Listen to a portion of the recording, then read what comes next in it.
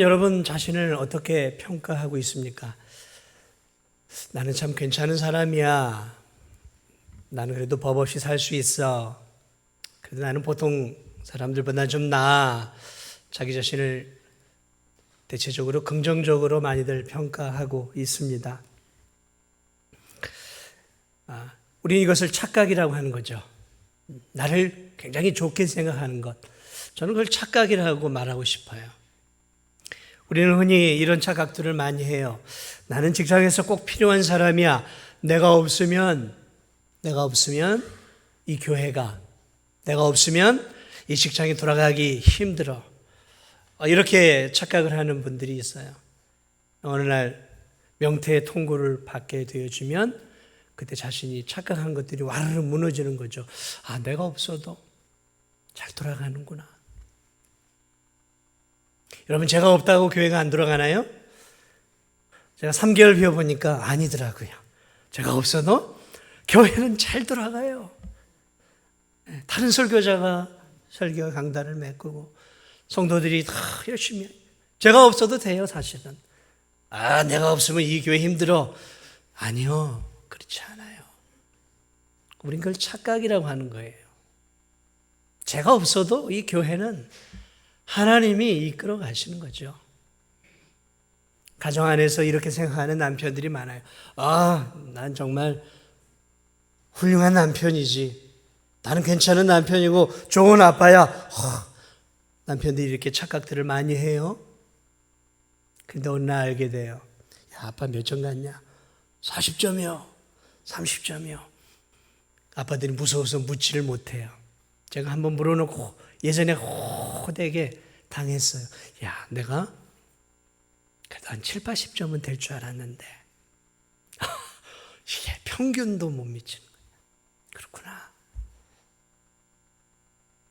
우리는 우리 자신을 굉장히 긍정적으로 평가를 해요. 다른 사람은 굉장히 예리한 잣대를 가지고 비판적이고 굉장히 통찰력 있게 비판하지만 정작 자기 자신은 굉장히 긍정적으로 평가를 하는 경향이 있습니다. 맞을 수도 있고 틀릴 수도 있죠. 사랑하는 여러분, 하나 더 물어보고 싶어요. 여러분은 여러분의 신앙을 어떻게 생각하세요? 나는 괜찮은 신앙인이라고 생각하세요? 그래도 나는 다른 성도들에 비하면 그래도 평균 이상은 될 거야. 저는 여러분에게 그렇게 말하고 싶어요. 착각하지 마세요. 착각하지 마세요. 신앙은 다른 사람과 비교하는 게 아니에요. 근데 우린 자꾸 다른 성도하고, 특별히 못하는 성도하고 비교를 많이 해서 나는 이 정도니까 괜찮아. 여러분, 신앙은 다른 사람하고 비교하는 거 아니에요. 절대자인 하나님 앞에서 절대적인 평가를 받아야 하는 것이지 상대평가를 하는 게 아니에요. 우리 자꾸 절대평가보다 상대평가를 하려고 그래요. 오늘 그런 교인들이 또 있었어요. 우리 본문에 나온 라오디게아 교인들이었어요. 이들은 굉장히 자기들이 수준 높은 신앙인이라고 생각을 했던 것 같아요. 17절을 보니까 자신들의 신앙에 대해서 상당히 만족하고 자족하면서 신앙생활하고 있었어요. 17절을 보니까 하나님 말씀이에요. 예수님 말씀. 네가 말하기를 나는 부자라. 부요하여 부족한 것이 없다 하나. 이거 신앙에 대한 이야기예요. 너희들은 너희들 자신을 상당히 부요한 신앙인, 아주 성숙한 신앙인으로 너희가 너희 자신을 평가하고 있구나. 이들이 그렇게 평가하고 있었어요. 자기 자신들의 신앙을. 자신들의 영적인 삶과 육적인 삶에 대해 대단히 만족스러워하고 있었어요. 스스로 도취되어 신앙생활을 하고 있었어요. 나르시시즘이라는 게 있어요. 자기가 자기 자신을 보면서 굉장히 만족을 느끼는 거죠. 나는 괜찮아, 이 정도면. 그런데 문제는 그들의 신앙에 대해서 평가해주는 유일하신 하나님이 그들을 향해 이렇게 평가를 내리고 있어요. 6절을 보니까 16절인가요? 16절을 보니까 네가 이같이 미지근하여 뜨겁지도 아니하고 차지도 아니하니 내 입에서 너를 토하여 버리리라.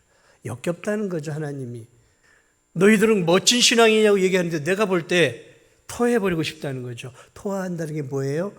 역겨웁다는 거예요. 하나님이 보시기에 라우디게아 신앙의 성도들의 신앙의 모습들을 보니까 하나님이 역겨워하신다는 거죠.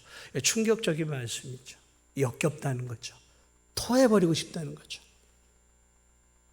야, 너희들은 미지근해. 너무 미지근해. 미지근하는 뭐예요? 차지도 않고 뜨겁지도 않다라는 거죠. 미적지근한. 이게 죽도 아니고 밥도 아니고 이게 뭔지 모르는 신앙생활을 하는 것 같은데 이게 신앙생활은 아니라는 거죠. 교회 생활은 하고 있는 것 같은데 하나님 보시기에 너희들 교회 생활은 아니라는 거예요. 뭔가 하는 것 같은데 형식은 갖추고 하는 것 같은데 그 안에 알맹이가 없는 거예요. 신앙의 상태가 엉망이라는 거죠. 스스로 자기 기만에 빠져 있는 거예요. 자기 만족에 빠져 있다는 거죠.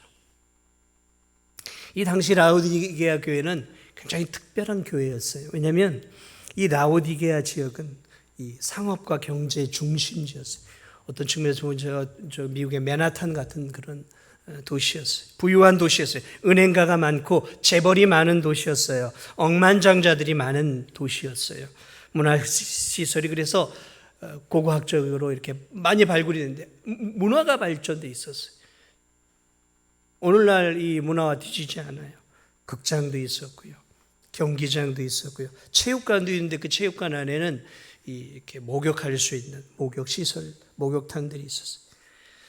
그러므로 여러분 당연히 이 라오디게아 교회에도 자연스럽게 부유한 성도들이 많았어요.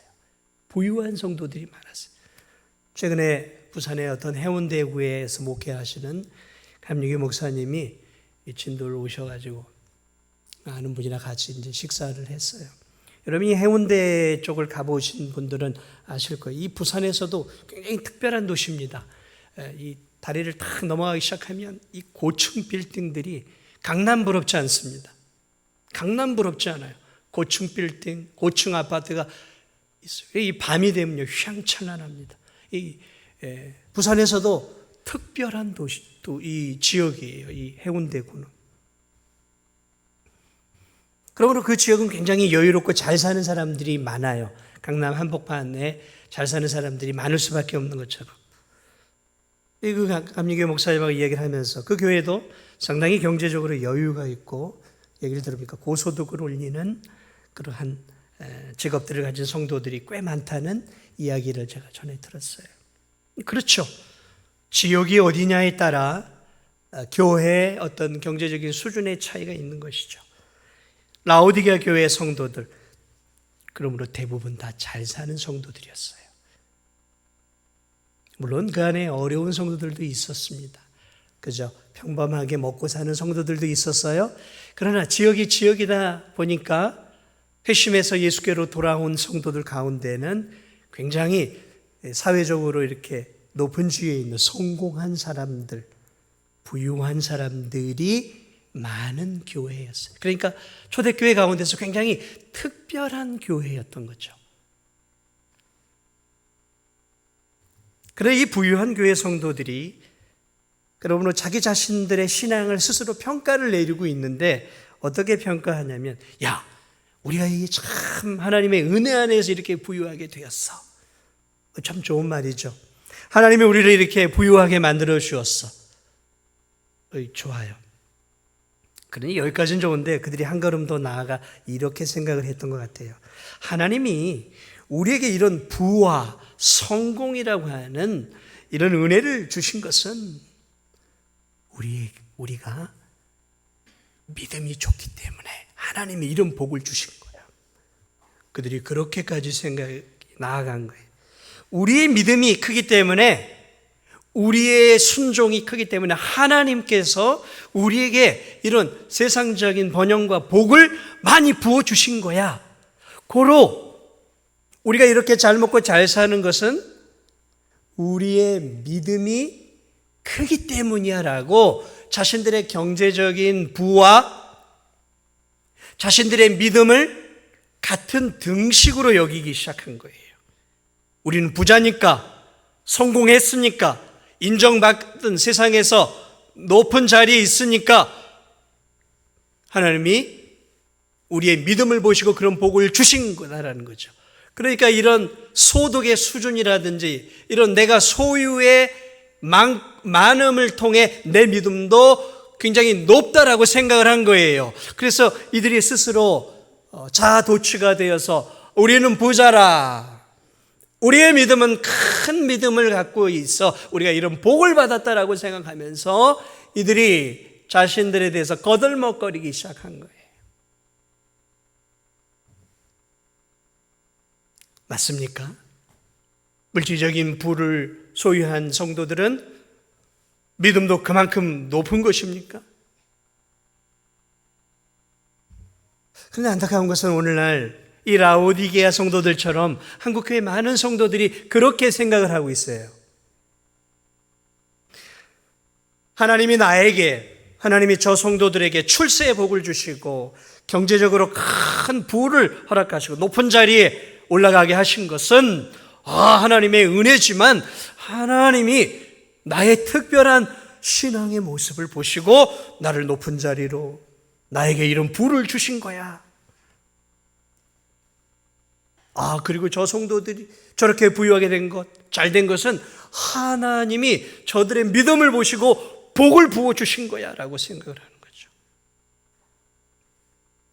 같은 등식으로 여기는 거예요.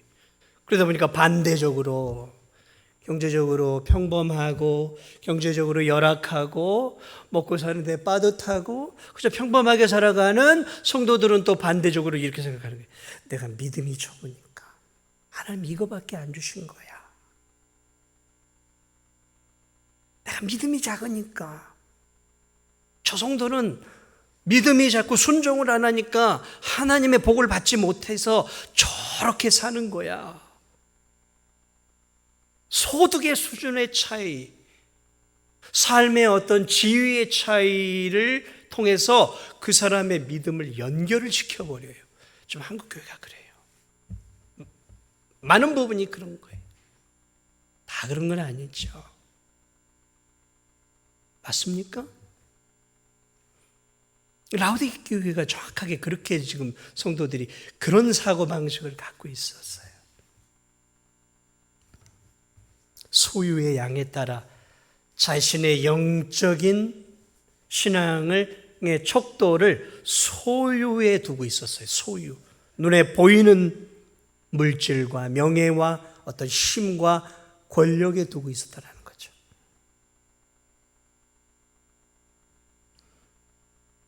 그때 그들을 평가하고 계셨던 예수 그리스도께서 이렇게 얘기하고 있습니다.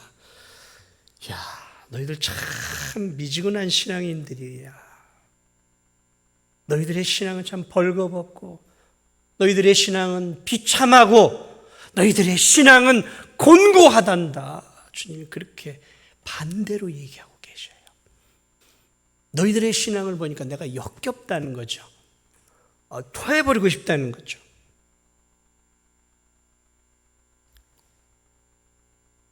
그들의 자신들의 평가와 주님의 평가는 완전히 달라요. 완전히 달라요.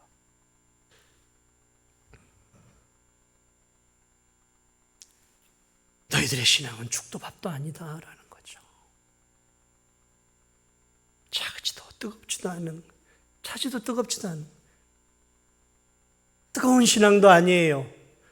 그렇다고 하나님을 멀리하고 냉랭하게 하나님께 반응하지 않고 냉랭하게 살아가는 저 세상 사람들하고도 다르다는 거죠.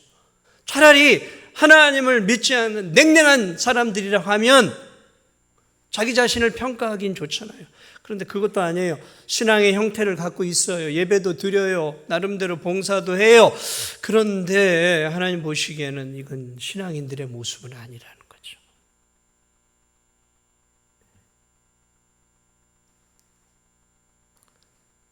차지도 뜨겁지도 않은 이런 미지근한 신앙을 가진 이 성도들의 특징, 도대체 라오디게아 성도들의 특징은 도대체 어떤 신앙인이었길래 이런 하나님의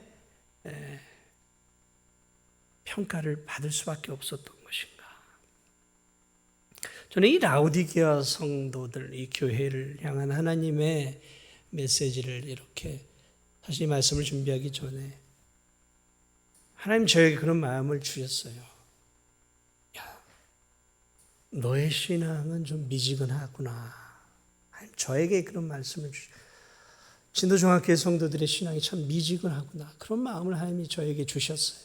저의 신앙, 우리 성도들의 신앙이 미지근하다라는 마음을 하나님이 저에게 강하게 주셨어요. 미지근하구나. 내가 너무 미지근하구나.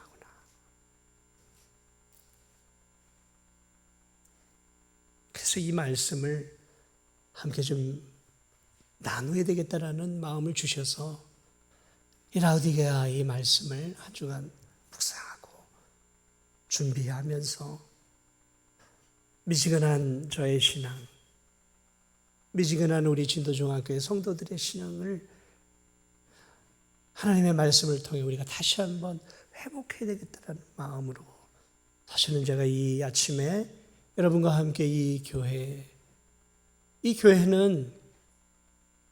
저는 우리 진도중앙교회라고 봐요. 죄송하지만 저의 모습이고 우리 진도중앙교회의 모습이에요. 그런 마음으로 지금 말씀을 전하고 있어요. 저는. 어떤 특징들이 있을까? 여러분, 이 미지근한 교인들은요, 자신의 게으르고 태만한 신앙생활을 잘 인정하지 않아요. 자신이 게으르고 태만한 신앙인이라고 잘 인정하지 않아요. 그저 내 신앙은 그저 보통 사람들 수준이거나 좀 더 그들보다 낫다라고 늘 자기 자신을 평가해요. 그래서 그들은 자신의 신앙을 깊이 있게 보지 않아요. 말씀이라고 하는 잣대 앞에 자기 자신을 갖다 대지 않아요. 왜? 그게 두려우니까. 그리고 그저 사람들과 비교를 해서 자기 자신의 신앙을 나는 괜찮아. 그렇게 생각을 해요.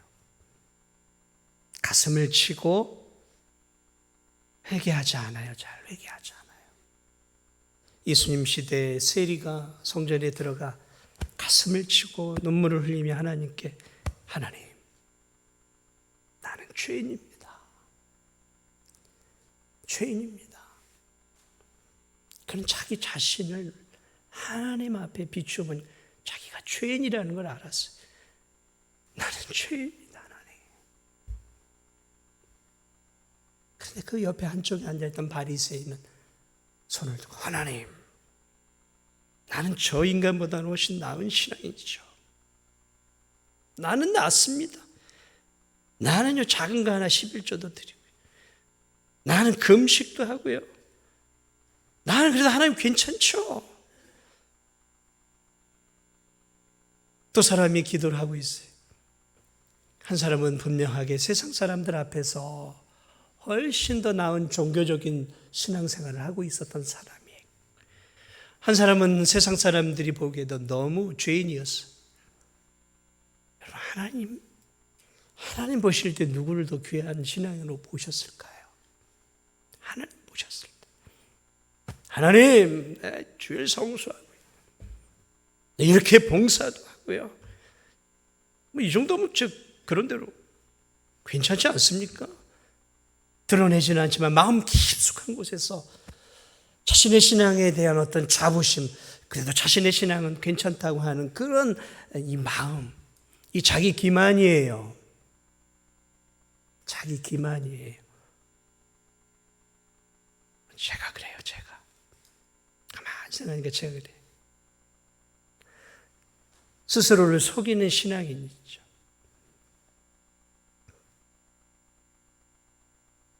그래, 이런 성도들은 자신을 바꾸려고 하지 않아요. 아니, 내가 괜찮은데 뭘 바꾸려고 하겠어요. 바꿀 이유가 없죠. 그냥 늘 그 상태로 계속 가려고만 하는 거죠. 늘 그 상태예요. 거기서 뭔가 자신을 개혁하고 변화시키려고 하는, 영적으로 더 발돋움하고 뭔가 나 자신을 바꿔내려고 하는, 내 살을 찢어내려고 하는 아픔에 개혁이 없는 거예요. 회사가 위기가 찾아오면 CEO는 결단을 내려야 돼요. 구조조정을 해야 하는 거죠. 안 그러면 회사가 죽는 거예요. 다 죽는 거죠. 그러려면 인원 감축도 해야 되고, 더 좋은 사람을 영입도 해야 되고, 또 수익이 나지 않는 그런 것들은 정리를 해야 되는 거죠. 근데 그게 찢어지는 아픔이 있는 거죠. 근데 그런 구조조정을 하지 않으면 결국 그런 회사는 5년, 10년 뒤에는 세상 속에 사라져 버리는 것이죠. 여러분, 오랜 세월 견디어서 성장한 기업들은 끊임없는 자기 개혁이 있어요. 구조조정이 있는 거죠. 성도도 저는 마찬가지라고 봐요. 성도도 마찬가지. 늘 자기 자신을 정확하게 말씀 앞에서 볼 수 있어야 되는 거죠. 가슴을 치는 아픔이 있어야 돼요. 깨어짐의 아픔이 없으면 변화가 없어요. 변화가 없어요. 가슴을 치는 하나님, 나는 죄인입니다. 나 이렇게밖에 살지 못한 저를 용서해. 깨어짐이 없으면 변화가 없어요. 변화가. 그게 미지근한 성도들의 중요한 특징이에요. 그래서 다 5년, 10년, 20년이 되어도 한 걸음을 더 나아가지 못해. 하나님 앞에 더 깊은 신앙의 자리로 나아가지 못해.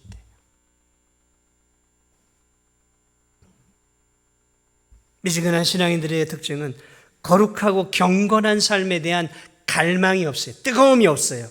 뜨거움이 없어요. 자기를 개혁하고자 하는 뜨거움도 없지만 거룩을 향한 경건한 삶에 대한 하나님을 닮아가고자 하는 열망이 없어요. 열망이 없어요. 예수 그리스도의 그 온유함과 겸손함과 그 사랑을 닮아가고자 하는 뜨거움이 없어요. 뜨거움이 없어요. 뜨거움이 없어요. 영적인 성숙과 성장에 대한 목마름이 없어요. 그냥 시류를 따라가는 거예요. 시대의 유행을 따라가요. 그냥 남들 사는 것처럼 살아가려고 해요. 이걸 넓은 길이라고 하는 거죠. 유행을 따라가는 삶, 시류를 따라가는 것은 어렵지 않아요. 다른 사람과 똑같이 사는 삶은 어렵지 않아요. 그냥 그대로 가면 돼요. 그러나 그 시류를 역류해서 가는 것은 어려워요. 어려워요. 그래서 성경은 그것을 좁은 문이다, 좁은 길이다라고 표현합니다. 편안하게 신앙생활하고 싶어요. 오늘날은 저도 그래요. 편안하게 목회하고 싶고 편안하게 신앙생활하고 싶고 그래요. 그런데 그게 가만히 생각하니까 영적 갈망이 부족한 거예요. 갈망이. 하나님을 닮아가 하나님이 기뻐하는 삶을 살고자 하는 갈증이 없는 거예요. 갈증이 없어요.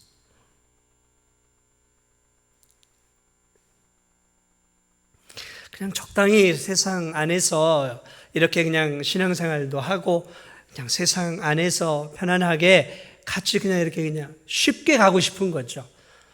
내 삶을 개혁하고 내 살을 도려내는 같은 아픔을 경험하면서 하나님이 원하시는 삶을 살고자 하는 열망이 없어요. 열망이 없어요. 우리 안에.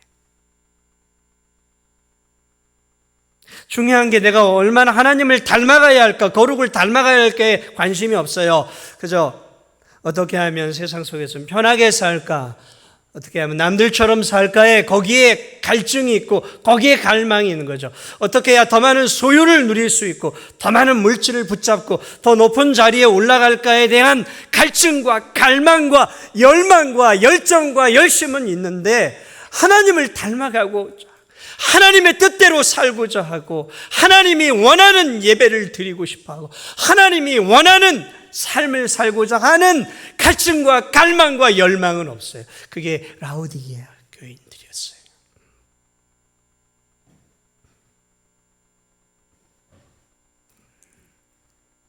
미지근한 이 그들의 신앙 속엔 그렇기 때문에 하나님을 만나고자 하는 열망도 없었어요. 하나님을 만나고자 하는 열망. 여러분의 예배 가운데 하나님을 만나고자 하는 열망을 갖고 오셨습니까? 뭐 주일날 예배 드려야 되니까, 주일 성수하라고 하니까 예배 당연히 드려야지 뭐.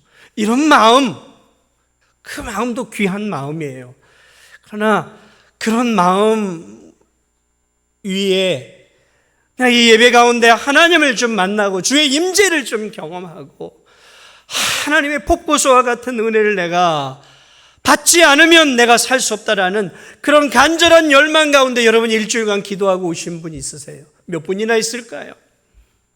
예배에 한번 목사님 준비하고 다른 성도들이 준비하고 나는 가서 그냥 성경책 갖고 가서 그냥 예배 드리면 된다. 그러면 은혜가 안 되는 거예요. 자신은 아무런 은혜에 대한 열망과 이런 것들을 준비하지 않고 와서 앉아 있습니다. 아무리 씨가 좋으면 뭐 하겠습니까? 씨와 밭이 같이 좋아야죠. 좋은 열매를 맺으려면 씨도 좋아야 되고요, 밭도 좋아야 되는 거예요. 저도 말씀을 잘 준비해야 되지만 말씀을 받는 밭, 여러분의 마음밭도 준비되어 나와 있어야 되는 거죠. 갈망하는 마음을 갖고 사모하는 마음을 갖고 내가 오늘도 이 예배의 은혜를 받지 않으면 내가 이 일주일간을 제대로 살 수 없어. 하나님 나에게 은혜를 주옵소서. 예배 가운데 은혜를 주옵소서. 설교자를 붙잡아 주시오. 여러분 일주일 동안 그렇게 기도하고 이 자리에 앉아보세요. 어떻게 은혜를 안 받을 수 있겠습니까? 나는 예배에 그냥 참석만 하면 돼. 일주일 내내 세상 속에서 살다가 주일날 돼서 예배 가운데 앉아 있으면 그런 성도들이 은혜 받기가 얼마나 쉽겠습니까? 내 마음밭이 준비가 안 됐는데요. 예배에 대한 열망이 없으니까 자꾸 졸리는 거예요. 자꾸 졸리는 거예요. 기대함이 없는데 어떻게 안 좋을 수 있겠습니까? 하나님을 만나야 되겠다는 간절한 열망이 없는데 목사는 설교를 하지만 딴 생각들을 하는 거예요. 예배 끝나면 뭐 먹지? 예배 끝나면 누구 만나지? 예배 끝나면 뭐 하지? 운동하지? 뭐 그냥 온통 그런 생각들을 하고 있을 수도 있단 말이죠.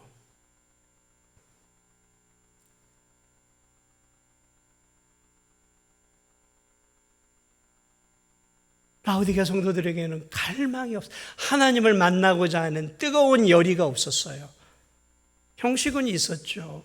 그들이라고 왜 예배를 드리지 않았겠습니까? 말씀을 읽어야 한다는 의무감은 있지만 날마다 이 말씀 속에서 내가 오늘 하루를 살아가야 할 에너지를 얻지 않으면 나는 살 수 없다라는 갈급한 마음으로 성경을 읽고 그 성경 안에서 하나님이 주시는 한 말씀 하나를 붙잡고 살고자 하는 열망, 그런 열망이 있으세요? 그런 열망, 오늘도 하나님 주시는 말씀, 날마다 읽는 이 말씀 속에서 이 말씀의 은혜를 받지 않으면 나는 오늘 이 하루를 살아갈 수 없어라는 간절함. 자, 성경 몇 장 읽고 이거 내가 오늘 세 장 읽어야 될 거 읽었어라는 것으로 만족한다고 하면 이게 미지근한 신앙인이에요. 형식은 있는데 알맹이가 없잖아요. 기도의 자리에 앉아 있는 거 중요하죠. 기도의 자리에 나왔다는 것만으로 만족하고 예배의 자리에 앉아 있다라는 것으로 만족하고 말씀을 몇 장 읽었다는 것으로 만족해 버린다면 그게 바로 미지근한 신앙이라는 거죠. 그런 차원에서 저도 자유롭지 못하고 여러분도 자유롭지 못한 거예요. 이 라오디게아 성도들은 오늘을 살아가는 우리의 모습이에요. 오늘을 살아가는 저 라오디게아 성도들, 오늘 우리잖아요. 밥 먹고 살만하잖아요. 예? 돈 좀 있어서 여행 다닐만 하잖아요.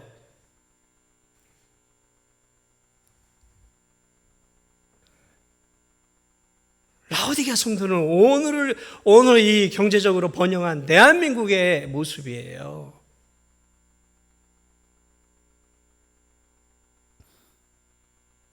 그들이 열망하고 있었던 것은 더 많은 물질을 붙잡는 것이었고, 세상에서 성공하는 것이었고, 세상에서 출세의 사닥다리를 잡는 것에 그들의 열망과 열정과 열심과 갈망이 있었다는 것이죠.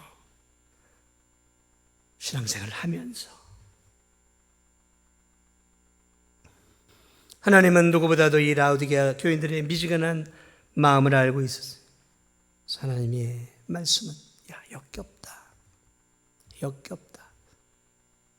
예배 자리에 나와서도 여전히 나를 향한 사랑이 없이 형식만 갖춰 앉아있는 너희들이 역겹다는 거죠. 기도는 하지만 하나님을 향한 열망이 없이 그저 반복된 입술에 말로만 하고 가는 너희들의 신앙이 나는 역겹다. 왜 사랑이 없냐라는 거죠. 이 라오디게아 성도들의 마음속에 하나님을 향한 불타오르는 사랑이 없었다는 거죠. 가만히 생각하니까 그게 제 모습인 거예요. 하나님을 향한 내가 뜨거운 사랑이 있었던가? 하나님을 향한 불타오르는 사랑, 성도들을 향한 불타오르는 사랑으로 내가 설교를 하고 있는가? 아니면 내가 주어진 의무니까 그런 마음으로 나는 설교하고 있지 않는가? 여러분 어떻게 찬양하세요? 그냥 찬양을 해야 하니까 하는 겁니까? 아니면 가사 하나하나를 곱씹으면서 간절한 마음으로 찬양을 하십니까?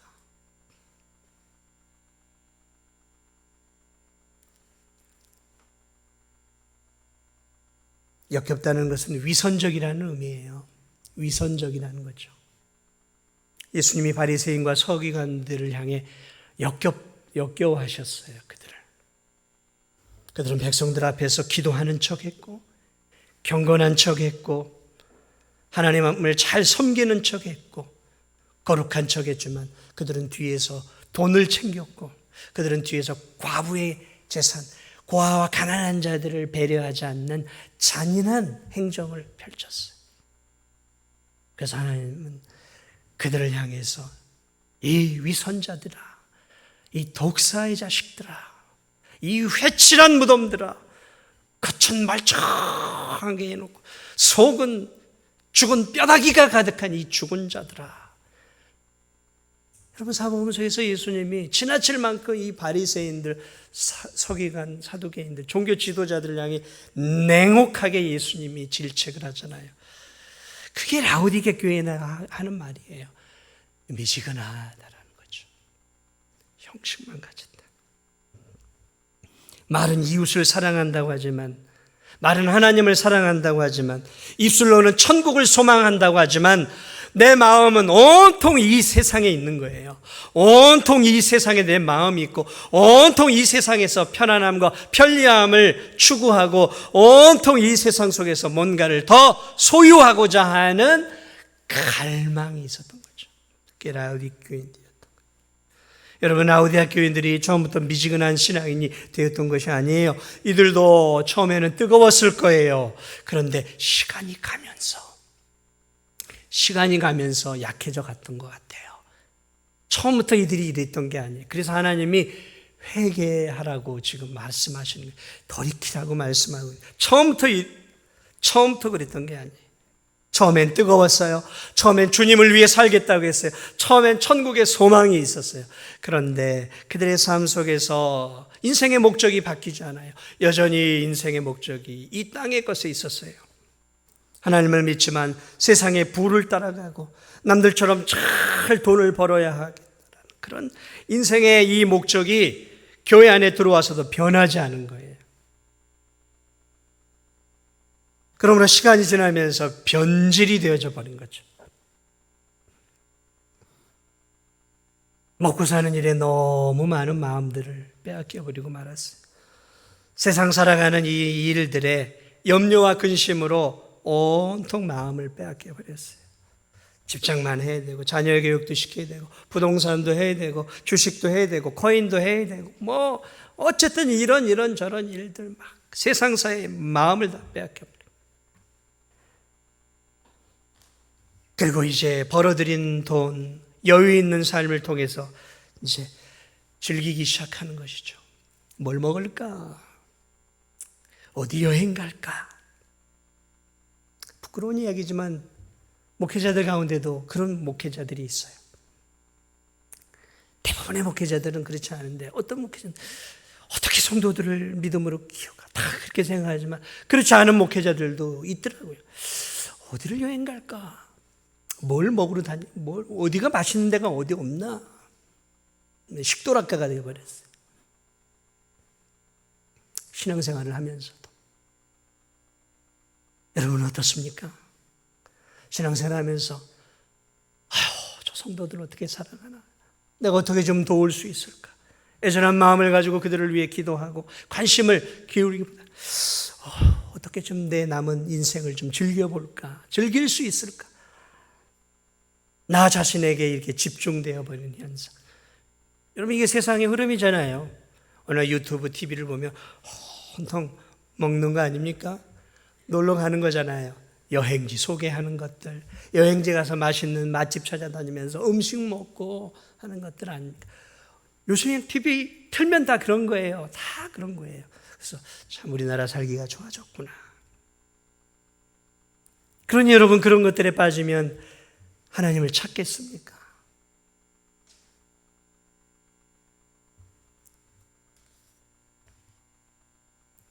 저는 이 말씀을 묵상하며 이 라오디게아 교인이 나구나.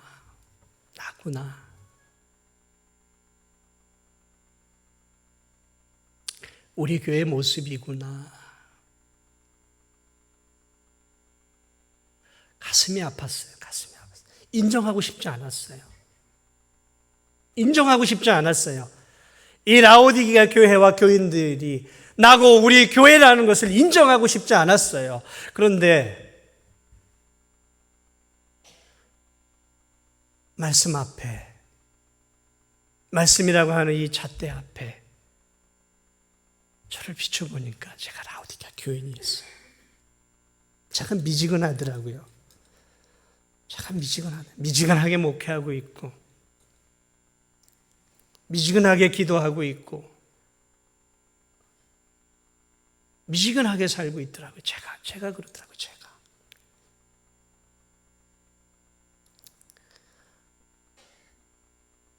그리고 우리 교회를 봤어요. 우리 교회도 마찬가지더라고요. 하나님 앞에 우리가 참 책망을 받을 수밖에 없는 교회구나. 목사가 이 모양이니 가슴이 아팠어요. 이 말씀을 보면서 너무 가슴이 아팠어요. 인정하고 싶지 않았어요. 그런데 인정하지 않을 수 없었어요. 저의 모습이니까. 얼마나 우리 교회가 먹고 살 만한 교회입니까? 우리 교회가 부채가 있습니까? 우리 교회가 무슨 돈에 쪼들린 교회입니까? 우리 교회 여유 있어요. 참 감사하죠. 은혜죠. 저는 은혜죠. 이렇게 여유 있게 우리 교회가 처음부터 이런 교회 아니었잖아요. 하나님 이렇게 은혜를 주셔서 넉넉하게 선교도 할 수 있고 구제도 하고 베풀고 나누며 살 수 있는 부유한 교회예요, 여러분. 이 교회가. 우리 교회 성도들도 마찬가지인 것 같아요. 여러분, 우리가 이렇게 살아서는 안 돼요. 주님의 음성을 들을 수 있어야 돼요. 회개하라. 금을 사고 안약을 사고 의의 옷으로 입으라는 뭐예요? 다시 구원의 은혜를 회복하라는 거예요. 구원의 은혜를 주님이 주신 그 첫사랑을 회복하라는 거예요. 회복해야 돼요. 다시 하나님의 은혜를 갈망하고 성령의 은혜를 달라고 우리가 기도하고 말씀을 통해 은혜를 달라고 기도를 통해 하나님을 만나게 몸부림치는 신앙인으로 우리가 바뀌어가야 돼요. 이 교회가 바뀌어가지 않으면 소망이 없는 교회가 돼요. 세상에 소망을 주는 교회가 돼야 됩니다. 세상에 빛을 비춰주는 교회가 되고 세상을 썩지 않도록 만드는 소금과 같은 교회가 되려면 오늘 이 예수님의 말씀을 내 말씀으로 받을 수 있어야 돼요. 나에게 주시는 말씀, 우리 교회에 주시는 말씀으로 받을 때 비로소 다시 한번 이 교회와 저와 여러분이 다시 한번 살을 도려내는 것 같은 그런 영적 각성의 은혜가 임해야 다시 한번 저는 이 교회를 하나님께서 이 마지막 때에 사용하시리라 믿습니다. 합금이 있고 순금이 있어요. 처음부터 순금되는 거 아니에요. 처음부터 정금이 있는 거 아닙니다. 합금을 용광로와 같은 곳에 넣어서 불순물들을 계속해서 빼내야 순금이 되고 정금이 되는 것이죠. 처음부터는 아니죠. 그렇습니다. 우리의 신앙은 합금의 신앙이에요. 그러나 깨어짐을 통해 회개를 통해 계속해서 우리 안에 있는 영적인 세속적인 불순물들을 빼어내어 하나님 앞에 섰을 때는 더 준비된 모습으로 설 수 있는 저와 우리 성도들이 꼭 되시길 바랍니다. 사랑하는 여러분, 저는 여러분에게 광신도가 되라고 하는 게 아니에요. 광신도가 되라고 하는 게 아니에요. 생각 없이 무조건 살라는 게 아니라 생각하면서 신앙생활을 하라는 거예요.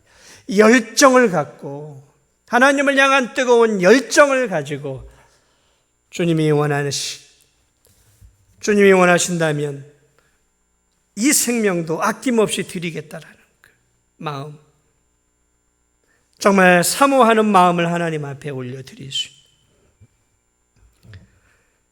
주님이 우리에게 주시는 말씀, 네 마음과 뜻과 정성과 힘을 다하여 나를 사랑하라고 하셨던 그 말씀 우리가 기억하면서 아무쪼록 오늘 우리 교회가 다시 한번 하나님께서 라오디게아 주신 말씀을 우리 교회와 나에게 주시는 말씀으로 받고 다시 한번 하나님을 향한 뜨거운 사랑이 회복되어질 수 있는 그런 은혜가 있기를 예수님의 이름으로 축복을 드립니다. 우리 이 시간 함께